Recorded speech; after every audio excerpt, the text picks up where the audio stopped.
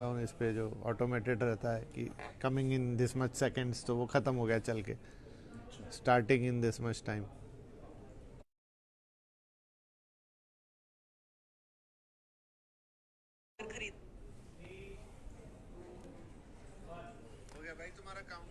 नमस्कार। तो शायद मेरी आवाज़ भी वहाँ गई कि काउंटडाउन खत्म हो गया है। बहुत स्वागत है आपका शाम की चाय और सुबह की तैयारी में। मैं हूँ विपिन और मेरे साथ सुमित जी वापस आ गए हैं, जो कि पिछले हफ्ते हमारे साथ नहीं थे, तो छुट्टी पे थे। तो आई होप आपकी छुट्टियाँ बढ़िया रही होंगी। घर हमेशा अच्छा ही होता है, घर कहाँ खराब होता है। चलिए जी, बढ़िया है। तो शुरुआत करते हैं शाम की चाय से और चुस्कियों के साथ। तो सबसे पहले हमेशा की तरह ज़रा देख लेते हैं आज के बाज़ार में क्या रहा। तो सुस्ती भरा माहौल था आज। कल के मैच के बाद आज सब जगह थोड़ी सुस्ती ही थी। कल इंडिया ने लॉस किया, पर ठीक है, टीम बढ़िया खेली, अच्छा खेली पूरा टूर्नामेंट। एक मैच गया खराब तो गया, कोई बात नहीं, ट्रॉफी ऑस्ट्रेलिया के पास, लेकिन टूर्नामेंट हमारे पास, राइट। तो बाजार में एक सीमित दायरे में कारोबार हुआ, लेकिन अच्छी बात ये रही कि मिड कैप और स्मॉल कैप में इंट्राडे में नए रिकॉर्ड स्तर पे हमने मूवमेंट देखी। आईटी, हेल्थ केयर, इनमें हल्की खरीदारी थी। ऑटो, कंज्यूमर ड्यूरेबल्स, इनमें गुड शेयर में, इनमें थोड़ी बिकवाली। तो कुल मिलाकर जो सेंसेक्स 140 पॉइंट नीचे आया और निफ्टी 38 पॉइंट नीचे उसने क्लोजिंग दी है। तो ये आज के बाजार का लब्बुल लुआब था। बागे सुमित जी बताएंगे कि आज की कहानी के आधार पर कल का क्या तस्वीर हाँ, दिखाई दे रही है। तो देखिए, पहले तो है कल मंगलवार, तो होगा वो फिन निफ्टी की एक्सपायरी। तो अगेन फिन निफ्टी थोड़ा वोलेटाइल रहेगा। आज दोपहर में एक जानकार जुड़े थे, उनसे हमने पूछा भी था कि निफ्टी बैंक निफ्टी में क्या करें, तो उन्होंने निफ्टी पे लॉन्ग बोला है। फिन निफ्टी या बैंक निफ्टी में कहा था अवॉइड करिए, लेकिन कल थोड़ा वोलेटाइल रहेगा। तो अगर आपको नीचे कहीं मिल जाए तो आप एक्सपेक्ट कर सकते हैं कि शायद पुल बैक रहे। तो उस लिहाज से आप इसको ध्यान रखिएगा। ये तो हो गया इंडेक्स। कल के लिए कुछ खबरें, ये अर्निंग हो गई हैं ख़त्म। थोड़ी बहुत छोटी मझौली कंपनियों की अर्निंग रह गई है, लेकिन अन्य खबरें जो आई हैं उसमें किर्लोस्कर इलेक्ट्रिक की खबर बाजार बंद होने के बाद आई थी कि इन्होंने अपने जो लॉकडाउन था उसको फैसला वापस ले लिया है, कर्मचारी वापस आएंगे। एक कर्नाटका बैंक ने HDFC लाइफ के साथ करार किया है HDFC इंश्योरेंस बेचने के लिए। बहुत शायद रिलेवेंस ना हो, लेकिन कर्नाटका बैंक में इसका बेनिफिट होगा। ABB ने एक मेट्रो प्रोजेक्ट के लिए टीटागढ़ रेल के साथ करार किया। ये खबर बढ़िया है, तो टीटागढ़ रेल पर इसका इम्पैक्ट होता हुआ दिखाई पड़ सकता है। कल 3 और बड़े इवेंट, उसमें एक FOMC के मिनट्स आएंगे, उसको आप ध्यान रखिएगा। अतुल लिमिटेड का बायबैक ओपन होगा, तो जिनके पास अतुल के शेयर हैं और वो बायबैक में टेंडर करना चाहते हैं, उनके लिए अपडेट रहेगा। आईरीडा, इसका IPO खुलने वाला है, इंडियन रिन्यूएबल एनर्जी डेवलपमेंट का। ये IPO कल से खुलेगा, 23 तारीख तक के लिए खुला रहेगा। 30 से लेकर 32 रुपये इसका प्राइस बैंड है। 2150 करोड़ का इसका IPO साइज है। 1290 करोड़ इसमें फ्रेश इशू है और 860 करोड़ का एक OFS है। IPO सस्ता है, 8 के मल्टीपल, 8.5 के मल्टीपल पर है।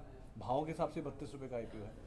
मार्केट कैप इसके बाद 8600 करोड़ बनेगी। लोग इसको NHPC से कंपेयर कर रहे हैं। ये कंपनी फंड फिनेंसिंग करती है ये रिन्यूएबल एनर्जी को लेकर, और अच्छी लोन बुक भी है कंपनी की। 16,000 करोड़ रुपए के आसपास की डिसबर्समेंट कर चुकी है। वैल्यू वाइज ठीक है, जानकार इसमें सब्सक्राइब करने की राय दे रहे हैं। ये कल पहला IPO खुल रहा है, इस हफ्ते 7 IPO है। 7600 करोड़ रुपए जुटाएंगे उसमें, 5 IPO सॉरी।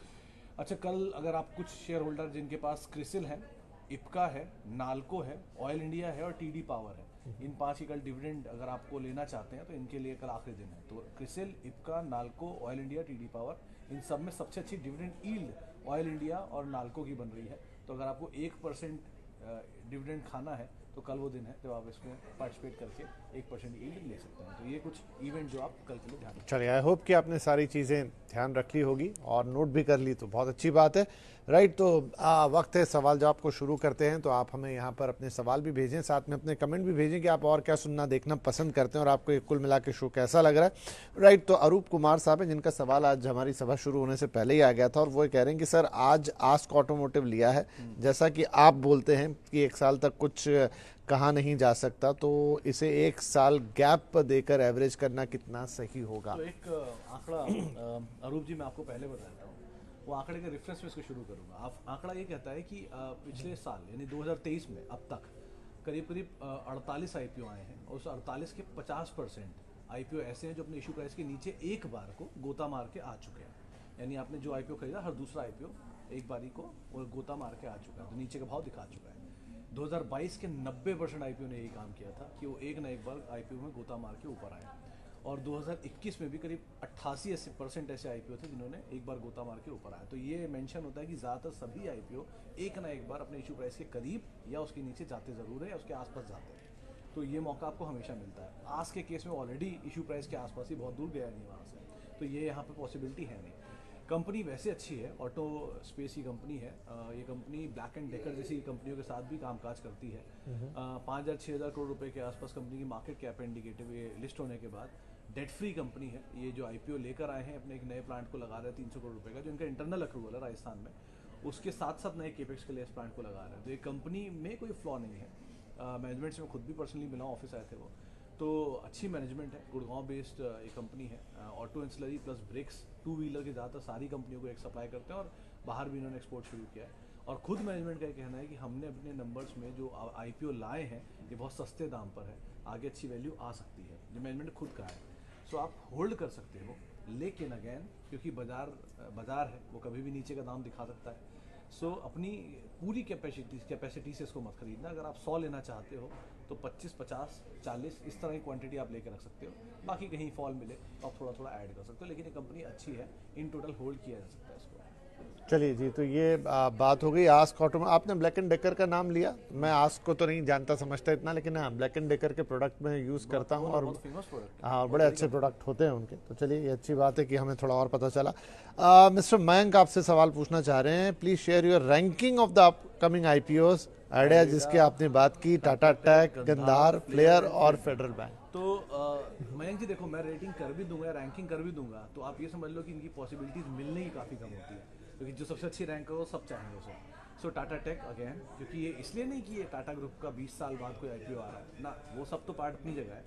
प्लस ये कंपनी अच्छी है, 28 के मल्टीपल पे आईपीओ लेकर आ रही है, 32 के मल्टीपल सॉरी, और इसकी पीयर जो है टाटा एलेक्सी वो 60 के मल्टीपल, डबल के मल्टीपल पर। तो बाजार एक्सपेक्ट कर रहा है कि ये कहीं 54-55 के मल्टीपल तक पहुंचा देंगे लिस्टिंग पर ही। तो अगर आपको ये मिल जाए तो आप पहले तो इसको अप्लाई करिए। टाटा मोटर्स के जो शेयर होल्डर हैं उनको इसमें और एक उनका कोटा है, तो आप उस माध्यम से भी जा सकते हैं। ये पहला है। दूसरा आपके लिए बनता है आयरेडा, ये भी ठीक कंपनी है, बस वैल्यू भी अच्छी है, लेकिन सरकारी है तो थोड़ा इशू रहेगा यहाँ पर, इस चीज़ को आप ध्यान रखना। फ्लेयर, फेड बैंक और गंधार में आपके लिए गंधार ज़्यादा बेटर है, वो हालांकि कोई इतना अप्लाई नहीं कर रहा। फिनेंशियल्स को मैं लास्ट में रखता हूँ कि बहुत अच्छे अच्छे लिस्टेड नाम ऑलरेडी सस्ते मिल रहे हैं, और फ्लेयर एजुकेशन है, एजुकेशन सेक्टर वैसे कोई बड़ा दम करके गया नहीं है, तो इसलिए इसको आप दो को सिर्फ लिस्टिंग के लिए ले सकते हैं। बाकी पहले दो जो हैं उनको आप फिर भी इन्वेस्टमेंट के लिए ले सकते हैं। कंडीशन वही है कि लिस्टिंग के बाद नीचे मिल जाए तो ज़्यादा बेटर पॉसिबिलिटी जो टाटा में कम है, तो इसीलिए एक बार को आप अकॉर्डिंगली कॉल लेना, रणनीति उसके हिसाब से बनाना। एक लॉट ले लो, बाकी नीचे मिल जाए तो और ले लेना। चलिए, तो मयंक जी आपको थैंक यू, क्योंकि आपका ये सवाल आपके लिए तो था, लेकिन तमाम लोगों को ये एड्रेस कर गया होगा। बहुत सारे लोगों के मन में प्रश्न रहा होगा, ये 5 आईपीओ वाला पूरा सप्ताह है, तो किस आईपीओ में कैसा क्या मिजाज मूड रहने वाला है, उसकी बातचीत हो गई। राहुल शर्मा साहब एक सवाल पूछ रहे हैं, जो आई थिंक आज एक खबर भी थी उससे, पीएलआई वाली, उससे जुड़ा हुआ है। सर, नेटवेब टेक्नोलॉजी शेयर 920 रुपये में बाई किए हैं, क्या करना चाहिए? तो शर्मा जी बहुत बढ़िया तेज़ी पकड़ रखी है स्टॉक में, और आमतौर पे जहाँ तेज़ी मिलती है ना, वहाँ सबसे पहली राय होती है थोड़ा पैसा ले लीजिए। Money on the table is, मतलब money in the account is better than money on the table. तो अगर आपको पैसा टेबल पे दिख रहा है तो थोड़ा थोड़ा लेते चलिएगा। ये एकदम से चला और बहुत तेज चला है, तो ज़रा थोड़ा थोड़ा पैसा निकालते रहिएगा। बाकी थोड़ा इसलिए कह रहा हूँ कि बाकी कैपिटल साथ आप बने रहिएगा। खबरें चल रही हैं, न्यूज़ फ्लोज हैं, तो टेलविंड मिला हुआ है इसलिए ही, लेकिन उसका फ़ायदा उठा के, अच्छी खबर का फ़ायदा उठा के हमेशा माल बेचना होता है आपको, और ख़राब खबर का फ़ायदा उठा के हमेशा माल लेना होता है। तो अकॉर्डिंगली आप यहाँ पे कॉल लेना इसमें। Right. Sanjeev Roy Karmakar, sir what about mass finance? MS financial, MS financial थोड़ा ये आमतौर पे कम चर्चित स्टॉक है, लेकिन अगेन ये कि बहुत दूर का आईपीओ है नहीं, हाल की ही एबी लिस्टिंग है, बहुत समय हुआ नहीं इसको भी, तो वही 1 साल आपको हमेशा देखना ही पड़ेगा इसके नंबर्स को, और उसके बाद ही कोई टिप्पणी करिएगा। फाइनेंशियल्स में आपको अगर फिर भी अच्छे नाम ढूंढने हैं तो एक बार को मुथूट इस समय बेटर है, ये जो आरबीआई के नीचे चेंज आया उसमें। एचडीएफसी बैंक बेटर है, ऑब्वियसली वो लार्जेस्ट बैंक भी है और बेटर पोजीशन भी हो रहा है धीरे धीरे नहीं चलने की वजह से। इवन पूना वाला फिनकॉप अगर समय दोगे तो वही बढ़िया, बट कंसोलिडेशन के बाद चलेगा। सो एमएएस में अगर आपके पास है अपनी पोजीशन तो आप होल्ड कर सकते हो, नई पोजीशन लेना चाह रहे हो तो कुछ विकल्प रखें जो आप एक बार को फॉलो कर सकते हो कंपेरेटिवली एमएस फाइनेंशियल। राइट। अब ये जो जेबी एंटरप्राइजेज हैं, ये हमारे रेगुलर व्यूअर हैं, हमेशा आते हैं, और जतिंदर इनका नाम, एक दिन आपने कहा था ना नाम बताइए, तो नाम भी लिखते हैं आजकल। वो पूछते हैं ये टाटा टेक, अगर मुझे एप्लीकेशन डालने पे ये नहीं मिला तो ओपन मार्केट से खरीदने के लिए लॉन्ग टर्म होल्डिंग के हिसाब से कब वक्त होगा उसका? देखिए जतिंदर जी, एक चीज़ आप ध्यान रखिएगा कि बाजार ना रैशनल नहीं होता, कभी भी बाजार इररैशनल होता है, दोनों तरफ, तेज़ी में भी मंदी में भी, तो कुछ भी सोचता है। सो ऐसा एज्यूम करके चलिए कि 28 के मल्टीपल पे ये स्टॉक आ रहा है, 32 के मल्टीपल सॉरी, और 28 के मल्टीपल पे TCS है पहले ही, जो ऑलरेडी इतनी बड़ी अपनी हिस्ट्री दिखा चुका है। तो TCS तो ऑलरेडी सस्ता है इससे, लेकिन चलिए अभी बाजार उसको नहीं देख रहा, वो बाद की बात है, उसको हम बाद में रखते हैं। इसके साथ के इसके पीयर हैं टाटा एलेक्सी, और ये टाटा एलेक्सी 60 के मल्टीपल पर, ये है 32 के मल्टीपल पर। अगर आपको अलॉट हो जाए, जो भगवान करे हो जाए, लेकिन अगर नहीं होता है तो आप ओपन मार्केट से पहले टिक में लेने की कोशिश करेंगे, क्योंकि ये बहुत फियास्को में खुलेगा, पहला टिक बहुत तेज़ी में आएगा। ठीक 1, अगर इसका मल्टीपल पहला ही कहीं 50 का दे दिया, मतलब मान लीजिए खोला ही दुगुना करके या 1.5 गुना करके इस तरह की गैप के बाद, तो आपको कहाँ ही मौके मिलेंगे, और मिल भी गए तो आप ऊपर के चांसेस फंसने के ज़्यादा होंगे। अगर आप बहुत लंबा होराइजन लेकर चल रहे हो तो आपके पास TCS जैसा विकल्प हमेशा खुला हुआ है, जो नीचे के दाम पे आप ले सकते हो। अगर आप बहुत लंबा होराइजन लेकर नहीं चल रहे हो तो गैप में 2 लॉट लेने की क्षमता है, तो 1 लॉट वहाँ ले लेना, 1 लॉट के लिए वेट करना। मिल गया नीचे तो वेल एंड गुड, आमतौर पर यही ट्रैक रिकॉर्ड रहा है कि हर IPO नीचे एक बार गोता लगाता है। अगर नहीं मिला, डीमार्ट टाइप चलता चला गया, तो फिर डीमार्ट के जो आज हाल है 2-3-4 साल बाद फिर वो रेंज में फंसेगा, तब ले लेना। सो लॉन्ग टर्म स्टोरी में बहुत बारी ये उतार चढ़ाव देखेगा अपने अर्निंग्स की वजह से और बाकी चीज़ों की वजह से, लेकिन कोई भी फियास्को का फ़ायदा उठाकर एंटर करने की कोशिश मत करना, वरना फंस जाओगे। फियास्को हमेशा फंसाता है, तो उससे दूर रहना। अच्छा, दर्शक कह रहे हैं कि आपकी जो साउंड है वो थोड़ी कम आ रही है, तो इसको आप थोड़ा ऊपर कर लें। हाँ जी, हाँ जी। अच्छा, एक जनरल सवाल है, मुझे अच्छा लगा तो ले लेता हूँ। राजेश देशमुख साहब पूछ रहे हैं, वेरी गुड इवनिंग, 5 लाख का पोर्टफोलियो बनाना है तो ज़्यादा से ज़्यादा कितनी कंपनीज आपके पोर्टफोलियो में होनी चाहिए? राजेश जी देखो, मनी हैज़ नो कलर, ये कहा जाता है फाइनेंशियल वर्ल्ड में। अगर आपको पैसा बनना है तो 1 में ही बन जाएगा, पैसा बनना तो 50 में नहीं बनेगा। सो आइडियली सिचुएशन ये कहती है कि आपका एक बैलेंस पोर्टफोलियो होना चाहिए, जो म्यूचुअल फंड भी फॉलो करते हैं। तो उसी फंडे को आप फॉलो करो। आप पहली चीज़ तो एक ETF लो, दूसरी चीज़ कुछ लार्ज कैप लो, तीसरी चीज़ गोल्ड लो, चौथी चीज़ थोड़े मिड कैप लो, जो नॉन मिड कैप हो। ठीक, इससे क्या होगा, आपके 4 हिस्से बन गए। बहुत है तो 5वां हिस्सा एक स्मॉल कैप भी ले लो, तो नॉन स्मॉल कैप है। इस तरह की कंपनी को चुनोगे तो उससे होगा क्या, आपके पास हर तरह का एपेटाइट है। अब आपके साथ रिस्क क्या है कि आज आप एंटर करने जा रहे हो मार्केट में जहाँ mid cap small cap record पे, थोड़ी पहले अभी विपिन जी बोल भी रहे थे, तो रिकॉर्ड स्तरों पर मिड कैप स्मॉल कैप है, तो possibility of losing money is high, क्योंकि अभी ऊपर जाने की गुंजाइश कम और नीचे गुंजाइश ज़्यादा खुल जाती है यहाँ पे।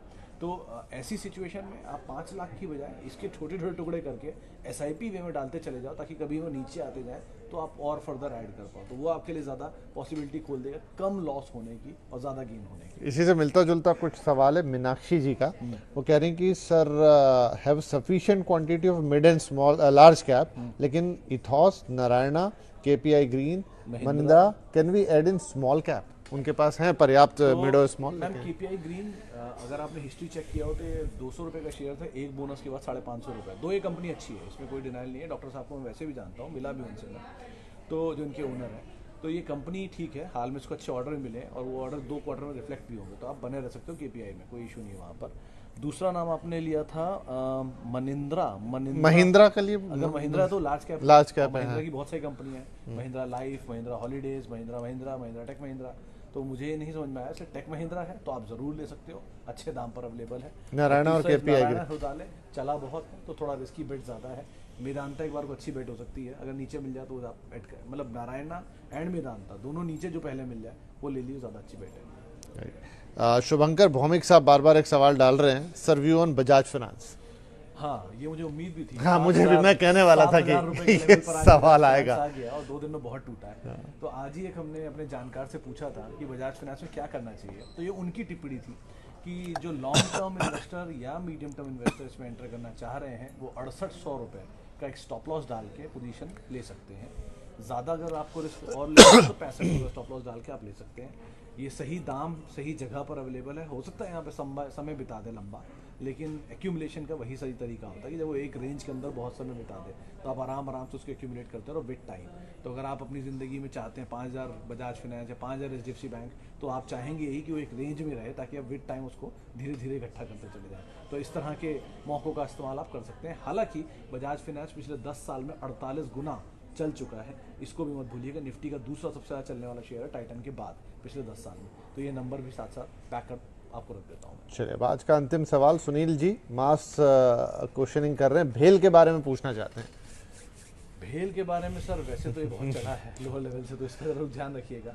जानकार मान रहे थे कि नंबर के बाद चलना चाहिए और नंबर के बाद चला भी 140 रुपये तक के लेवल भी दिखा दिया है। बट आई एक्सपेक्ट यू कि आपको बहुत गेन हो रहा होगा, तो अगर गेन है तो आप थोड़ा सा तो गेन लेकर रहना, और अगर गेन नहीं है और नया एंटर किया है तो अब आप थोड़े रिस्की जोन में आ चुके हो, तो जो नंबर्स के आसपास का लो बना था उसको स्टॉप लेके आप पोजीशन के अंदर बने रहो, वो ज़्यादा बेटर रहेगा। जाने से पहले एक सवाल मैं राजेश एक्सपोर्ट के ऊपर खुद लेना चाहूँगा, जो मले साहब पूछ रहे हैं। इसको पूछने की वजह ये है क्योंकि ये शेयर लगातार नए लोज बना रहा है। तो मले साहब और जिन सबके पास भी राजेश एक्सपोर्ट है, उनको पहले भी ये बात मैंने कई बार अलग अलग प्लेटफॉर्म मेंशन की थी कि इसको आप दूर रहिएगा, इसको अवॉइड करिएगा।